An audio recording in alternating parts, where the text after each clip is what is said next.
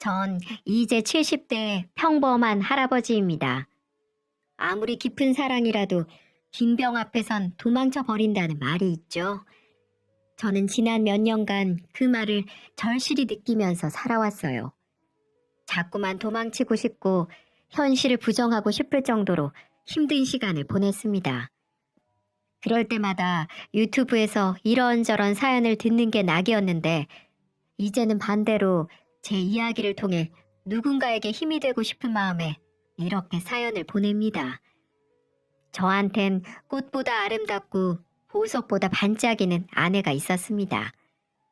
40년도 더 전에 중매로 만나 처음에는 양가 부모님 때문에 만나 사랑 없이 한 결혼이었지만 살 맞대고 살다 보니 정도 들고 사랑도 생기더군요.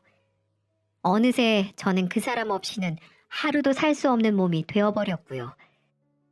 기계밥 먹던 저와 달리 아내는 초등학교 선생님이라 그런지 행동 하나하나가 딱 부러지고 모난 데 없이 착한 사람이었습니다.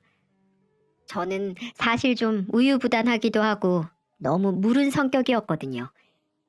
반면에 아내는 저보다 어린 사람이었는데도 때로는 누나 같고 또 때로는 어머니 같기도 한 의젓한 사람이었죠.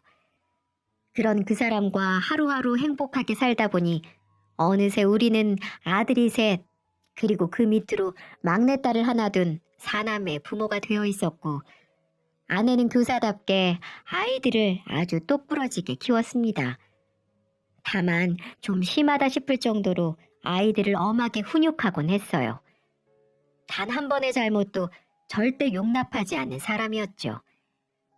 그래서 저나 주변 사람들이 걱정을 할 정도였답니다. 그래서 한 번은 아이들이 너무 안쓰럽고 불쌍하다는 생각이 들어 아내를 붙잡고 얘기를 한 적이 있었습니다. 당신 애들 너무 잡는 거 아니야? 원래 그맘때 애들이 거짓말도 하고 말썽 피우는 건 당연한 거지 뭐. 그러려니 하고 한번 넘어가 주면 안 돼? 애들 거짓말 그거 우습게 볼 거 못 돼요. 한 번이 두 번 되는 거고 어렸을 때부터 거짓말 배우기 시작하면 한도 끝도 없다고요. 애들은 내가 알아서 가르칠 테니까 당신은 끼어들지 말아요. 애들 버릇은 초장에 잘 들여야 한다고요. 애들 가르치는 게 업인 그 사람이 그렇게 말하니 저는 뭐라 반박할 수 없었습니다. 그저 애들이 엄마한테 혼나고 오면 저는 그 아이들을 안아주고 달래줄 뿐이었죠. 아내가 아이들의 종아리에 피멍이 들 정도로 매질을 한 날이면 애들 데리고 오락실에도 다녀오고 애들 엄마 몰래 불량식품도 사주면서 달래곤 했습니다. 그렇다고 아내가 아이들에게 정이 없었던 건 아니에요. 그렇게 매질을 한 날이면 아이들이 잠들고 난 뒤 애들 종아리에 연고를 발라주며 남몰래 눈물을 훔치던 사람이었습니다. 다만 애들은 그런 엄마 모습을 알 리가 없으니 늘 엄마를 무서워할 수밖에 없었죠.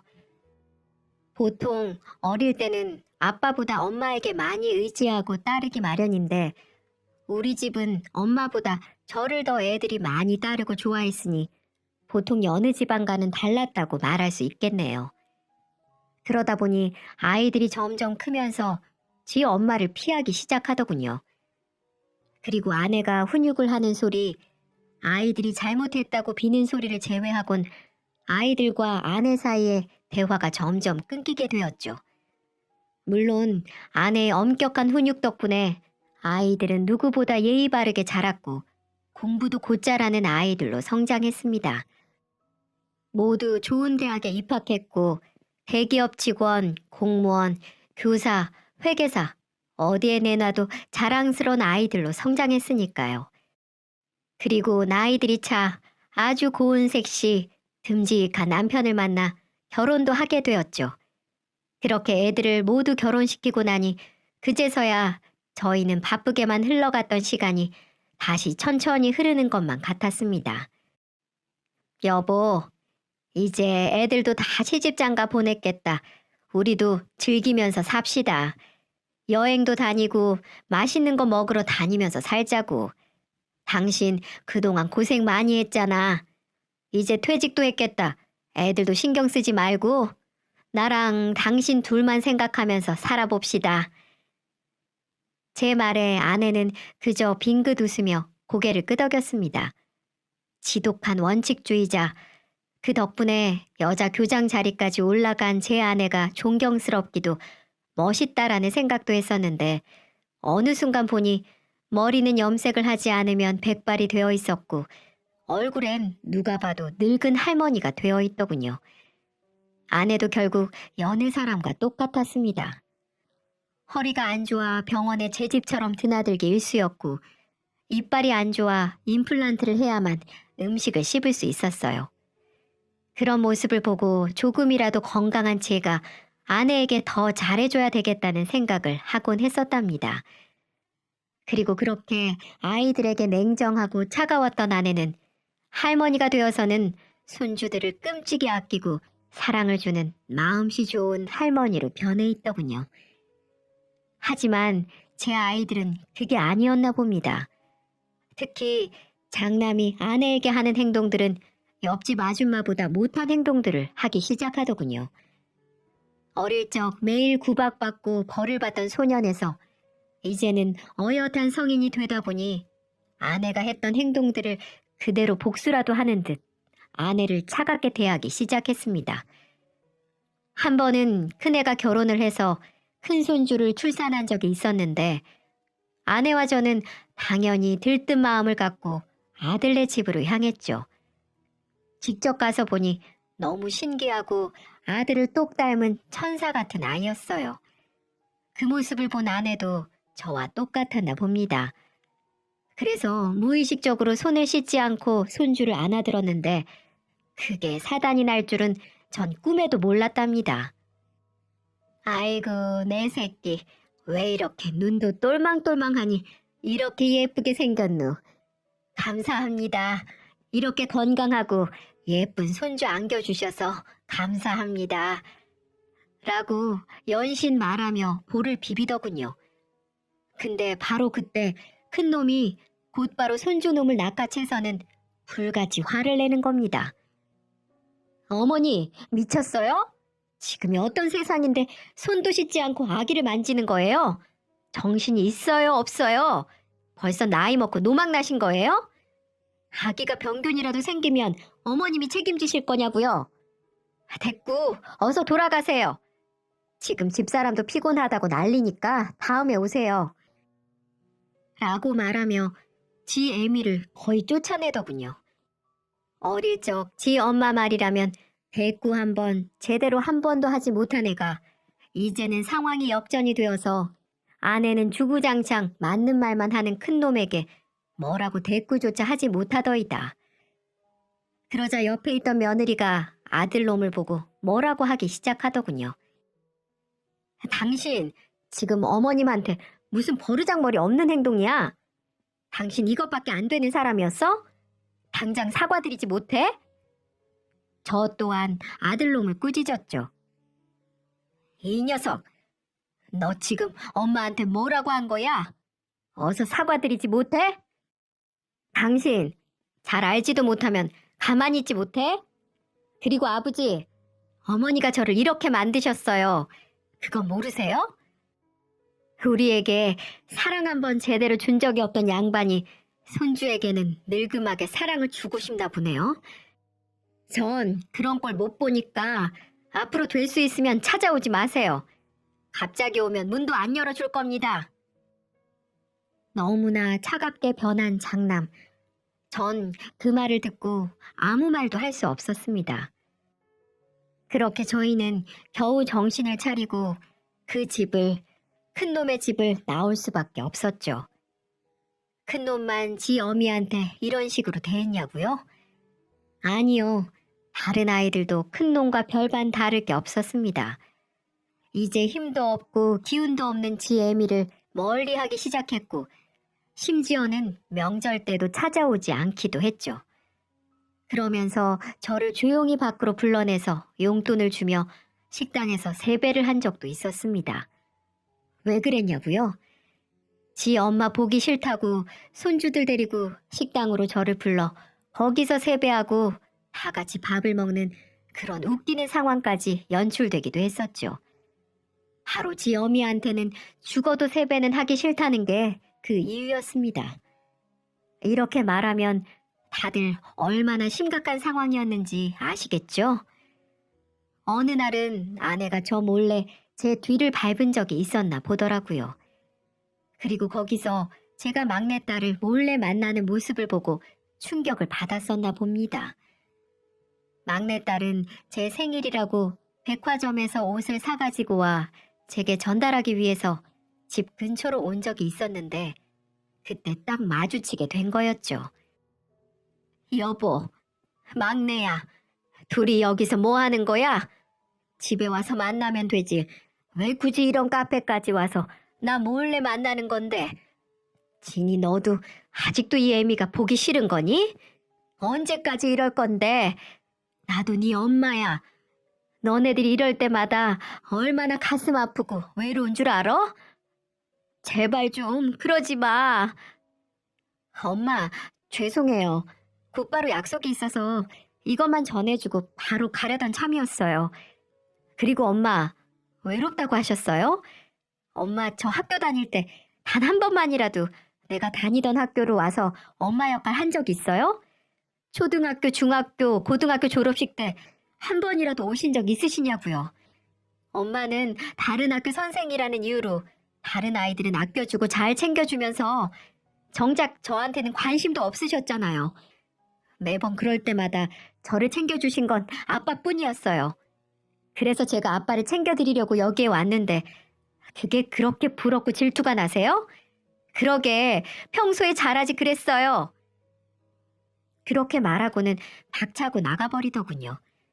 그 모습을 본 아내는 가슴을 팍팍 치며 얼마나 오열을 했는지 모릅니다.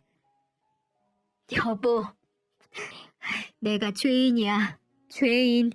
다 내 잘못이야. 애들을 내가 잘못 키웠어. 난 내 교육 방식이 맞다고 생각했는데 애들에게는 그게 큰 상처로 남았나 봐.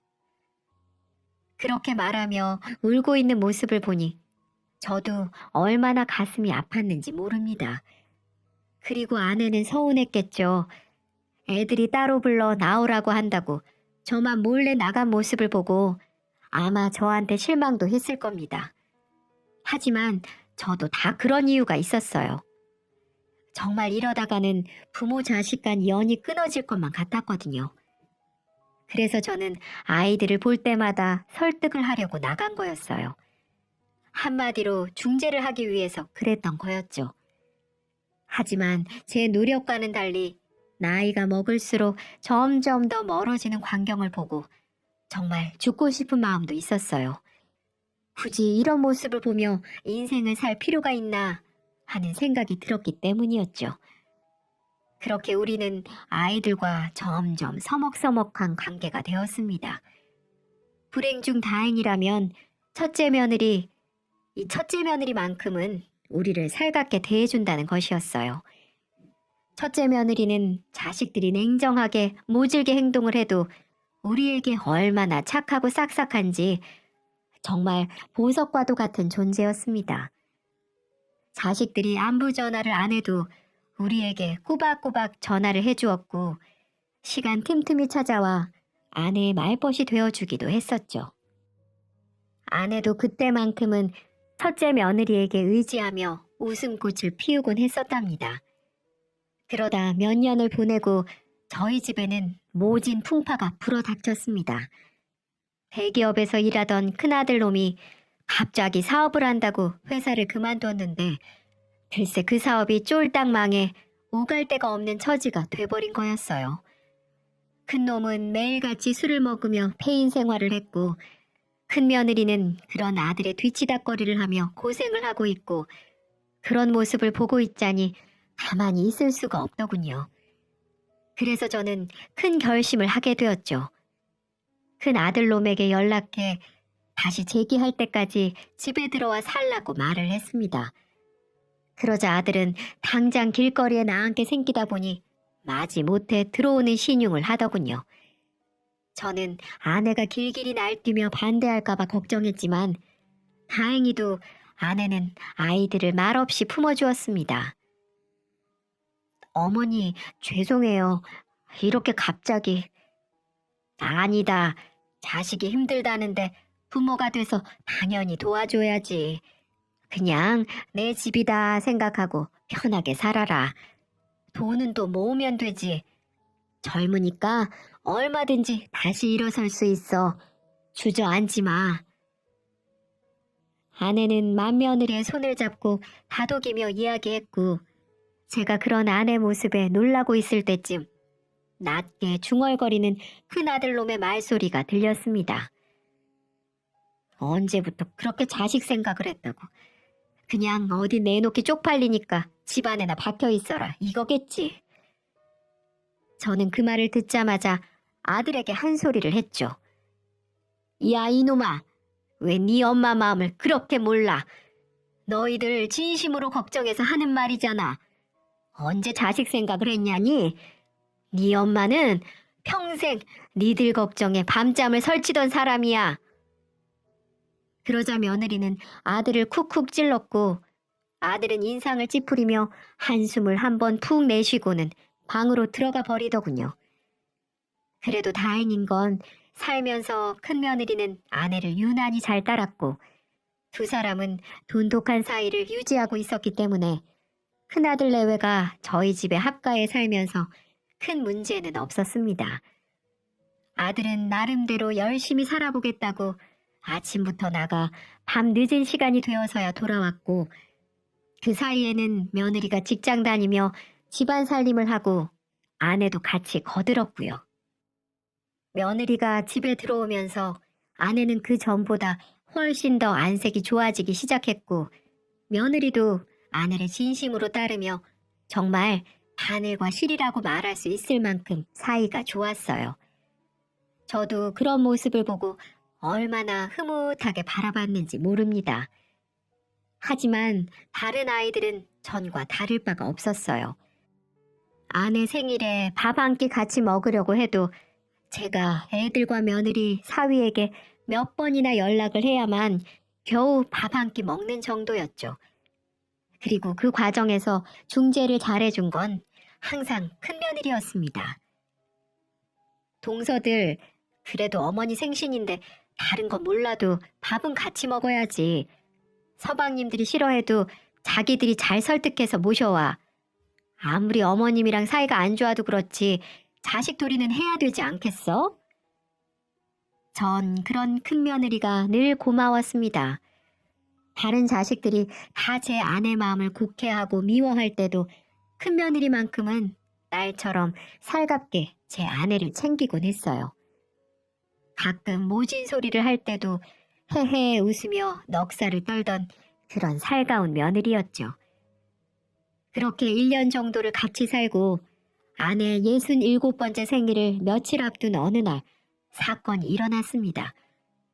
역대급 추위라며 뉴스에서 하루 종일 떠들어대던 어느 겨울날이었는데, 큰애 내외는 며느리 친정에 다녀온다고 집을 비우고 저는 친구들을 만나 술 한잔 하겠다며 집을 비운 그 사이에 혼자 집에 남아있던 아내가 쓰러져 버린 겁니다. 집에 아무도 없다 보니 발견도 늦어졌고, 뒤늦게 제가 아내를 발견하고 119를 불러 병원으로 옮겼지만 이미 골든타임은 놓쳐버린 후라고 하더군요. 아, 뇌졸중입니다. 응급수술로 막힌 부분을 뚫어내긴 했지만 시간이 오래 지나기도 했고 혈관 상태가 많이 안 좋아서 아마 후유증은 남을 것 같습니다. 후유증이라고 하시면 아무래도 혼자 거동하는 게 힘들어지실 거고요. 마비나 언어의 장애가 생기실 수도 있습니다. 또 뭐죠? 또 뭐가 있는 거죠? 이런 경우 혈관성 치매가 발병하는 경우도 많습니다. 하필 뇌졸중 중에서도 혈관성 치매가 많이 일어나는 다발성 경색이 있으셔서 일단은 좀 지켜봐야 할 것 같습니다. 저는 의사의 말을 듣고 그야말로 하늘이 무너져 내리는 것 같았습니다. 이제야 좀 편하게 사나 했더니 풍이 왔다니, 그것도 후유증까지 남을 거라니 말이죠. 너무 청천벽력과 같은 선고였어요. 저는 곧바로 아이들에게 연락을 했습니다. 아무리 어머니를 미워해도 이 상황까지 왔으면 아무리 못난 자식들이라도 와서 같이 슬퍼해주고 안아주고 그럴 줄 알았어요. 하지만 그 생각은 저만의 착각이었습니다. 애들이고 며느리 사위까지 누구 하나 찾아오질 않더군요. 그저 큰 며느리만 묵묵하게 아내 병수발을 들며 극진히 보살폈습니다. 아내는 의사의 말대로 오른쪽 몸을 쓰는 게 어려워졌고 말도 어눌해졌습니다. 그리고 정말 피하고 싶었던 그 일이 닥치고 말았죠. 혈관성 치매.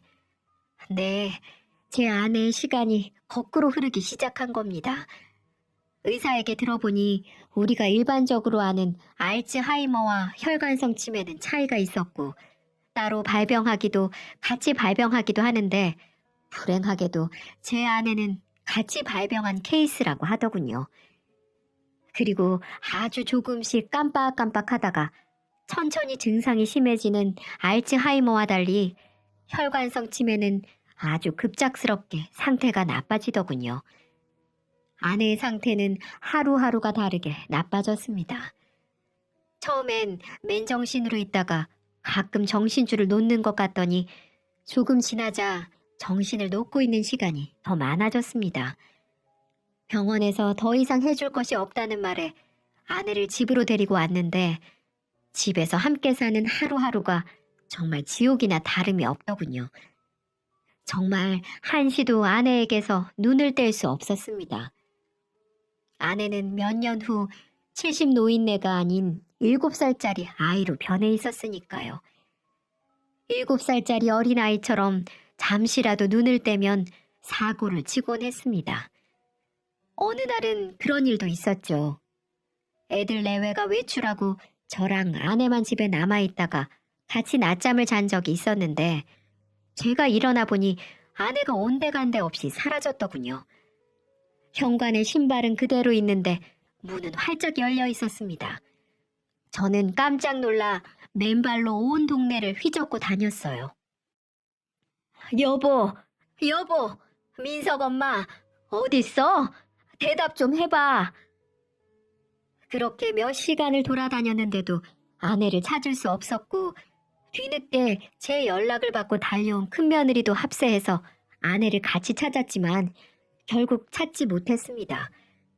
그리고 그날 밤 늦게서야 집에서 한참 떨어진 파출소에서 연락 한 통을 받고 저희는 달려갔죠.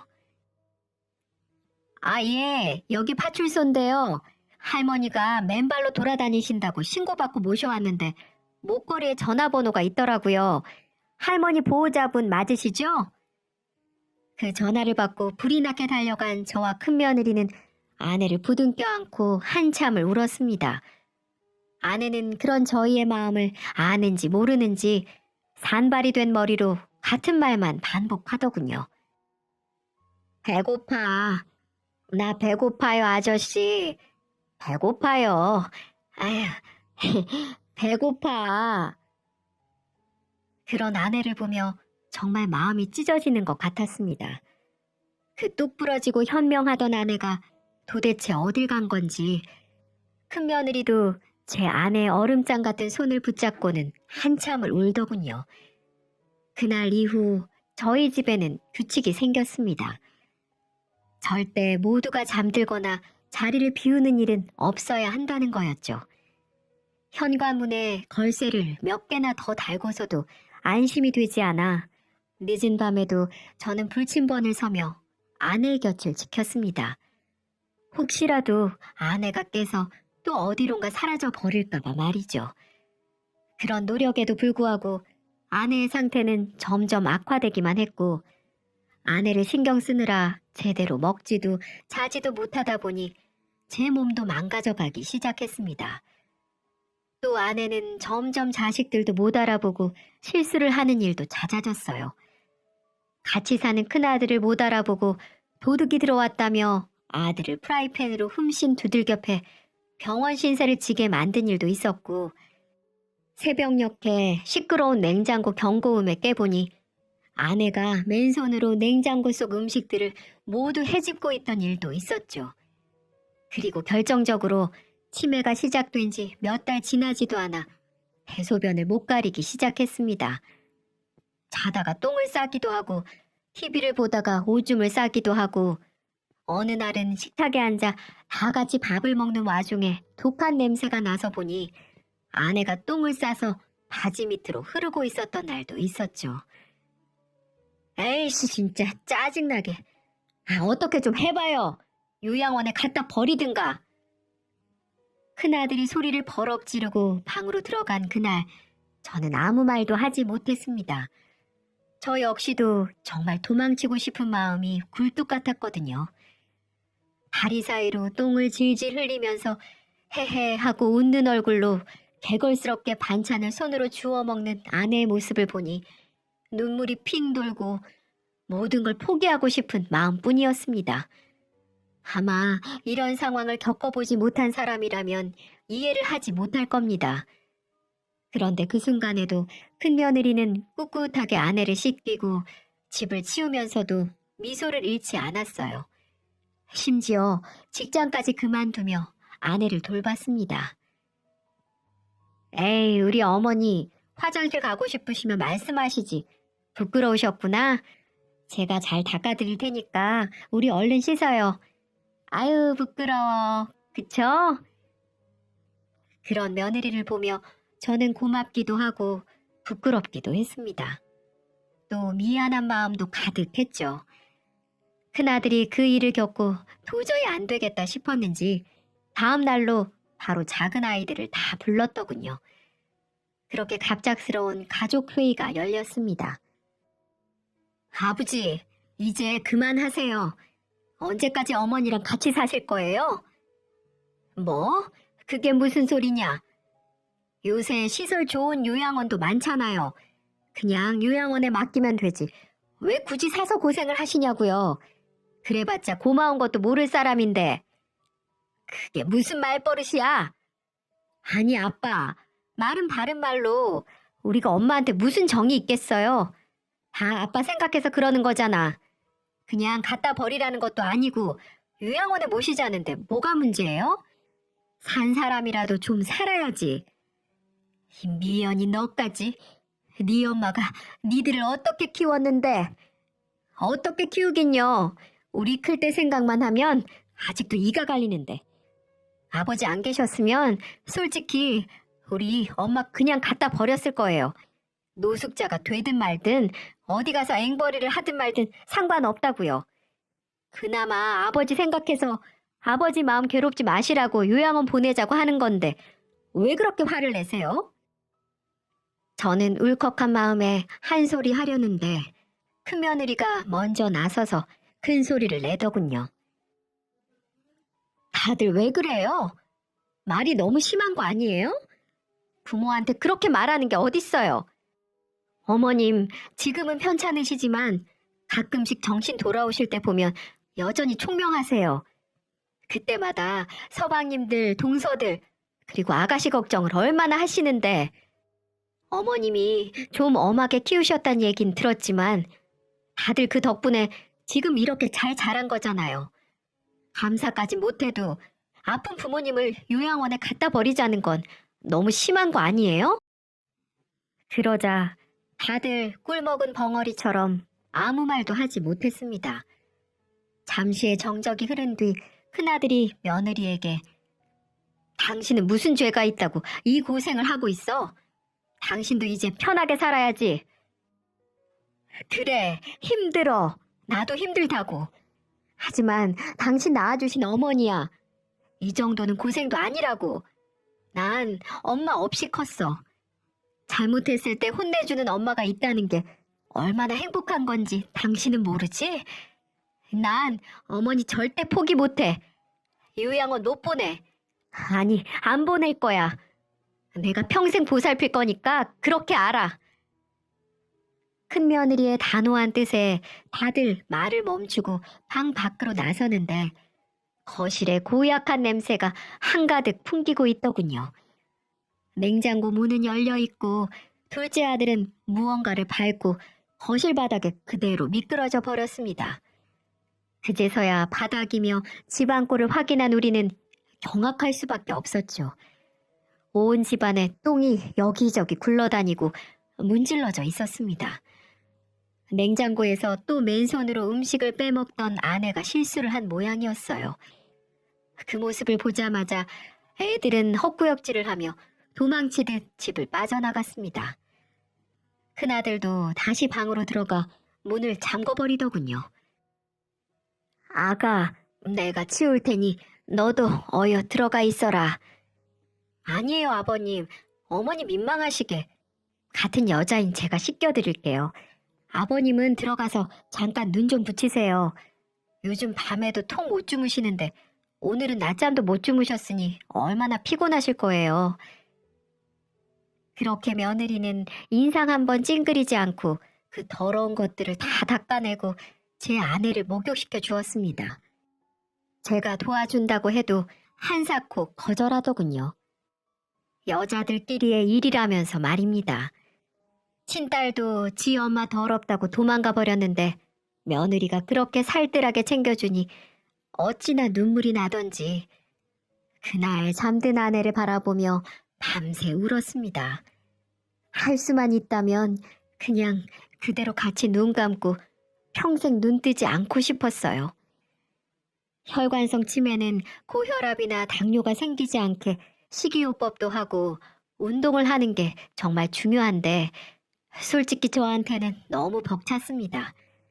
식이요법은 고사하고 밥 한 끼 먹이는 것도 너무 힘들었고 운동은커녕 집 밖에 아내와 함께 나가는 건 공포 그 자체였습니다. 언제 무슨 사고를 칠지 몰랐고 사람들이 모두 무서워했으니까요.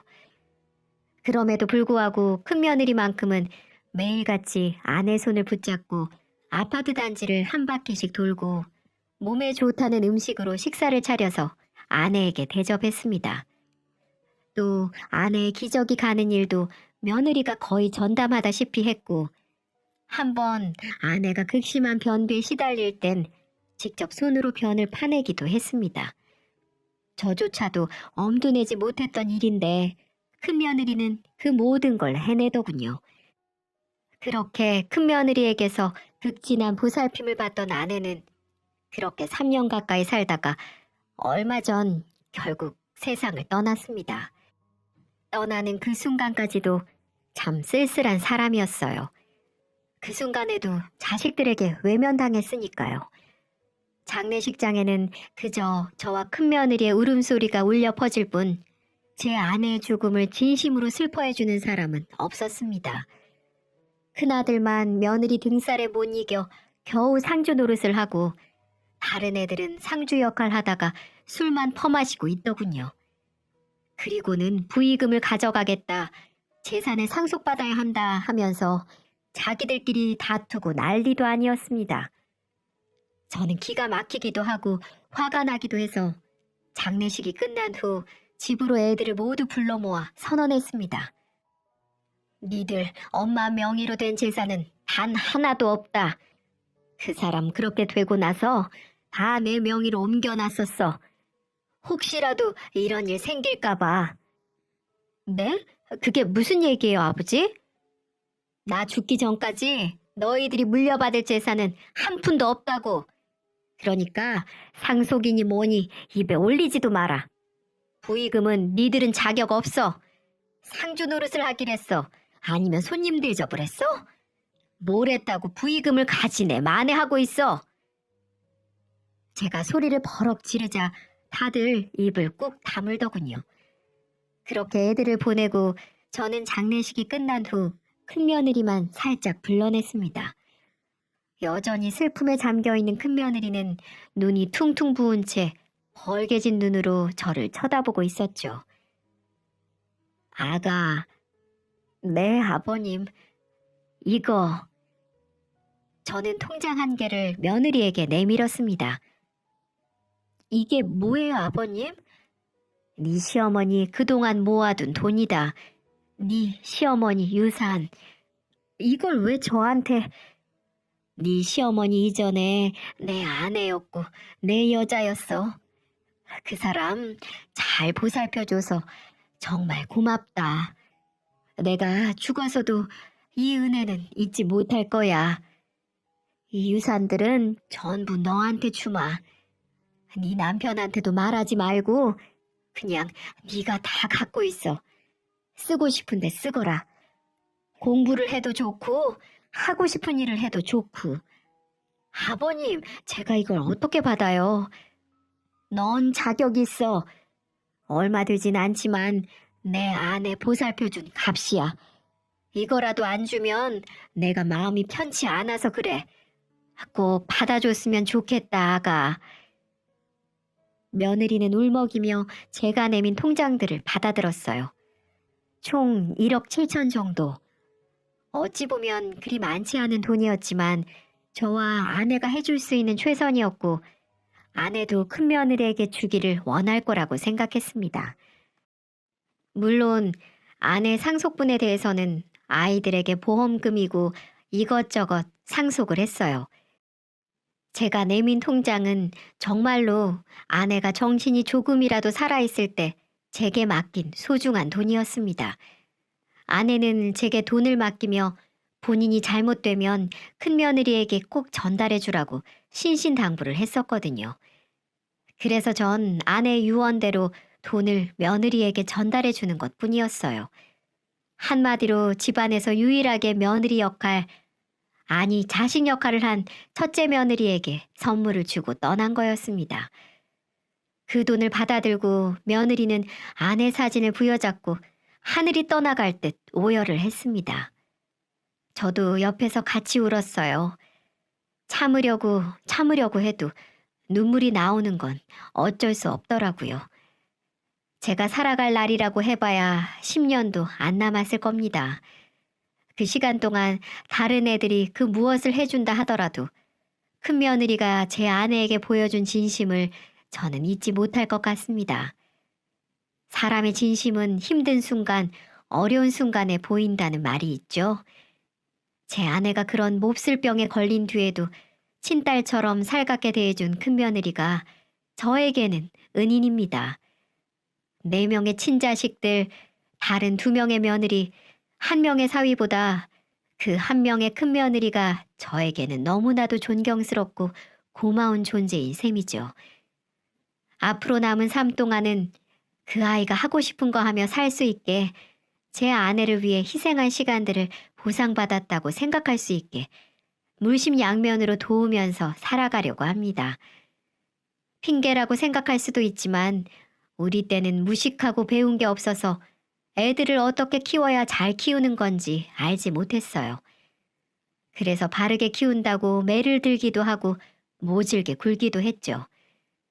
지금 사람들은 애들 마음도 잘 알고 배운 것도 많다 보니 이제 그렇게 키우면 안 된다는 걸 잘 아는 모양이에요. 그런데 우리는 그러질 못했습니다. 어쩌면 그 무지함 때문에 자식들과 제 아내의 사이가 그렇게 멀어진 것이겠죠. 그 부분에 대해서는 자식들에게 참 미안하게 생각하고 있습니다. 그래서 다음 생이 있다면 다시 한번 우리 자식으로 태어나 달라고 부탁하고 싶습니다. 그럼 그때는 조금 더 좋은 부모가 되어 주겠다고요. 아내도 아마 같은 마음일 겁니다. 다만 아내의 진심을 알아주고 온 마음을 다해 모셔준 큰며느리에게 너무나도 고마울 따름입니다. 지금까지 제 긴 이야기 들어주셔서 감사합니다. 모두들 지금 이 기회에 자식한테 혹은 부모님한테 사랑한다고 말 한마디만 해보시면 어떨까요? 얼어붙었던 관계라도 사르르 녹여줄 수 있는 마법 같은 그 말을 말이죠. 저는 비록 아이들과 아내의 사이를 좁혀주지 못했지만 다른 분들은 모두 행복한 부모 자식 관계로 올 한 해를 무탈히 보내셨으면 좋겠습니다.